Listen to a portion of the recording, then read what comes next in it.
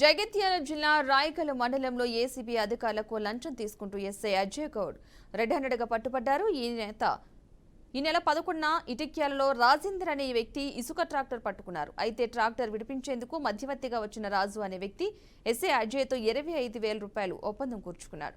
అయితే లంచం ఇవ్వడం ఇష్టలేని బాధితుడు రాజేందర్ ఏసీబీ అధికారులను ఆశ్రయించాడు. దీంతో ఏసీబీ అధికారుల ప్లాన్ ప్రకారం శుక్రవారం రాత్రి రాయకల్ పోలీస్ స్టేషన్లో 10,000 రూపాయలు లంచం ఇస్తుండగా ఏసీబీ అధికారులు దాడులు చేశారు. దీంతో ఎస్ఐ అజయ్ ఏసీబీ అధికారులను తోసుకుంటూ అక్కడి నుంచి వెళ్లిపోయాడు. ఎస్ఐపై కేసు నమోదు చేసుకుని దర్యాప్తు చేస్తున్నట్లు ఏసీబీ అధికారులు తెలిపారు.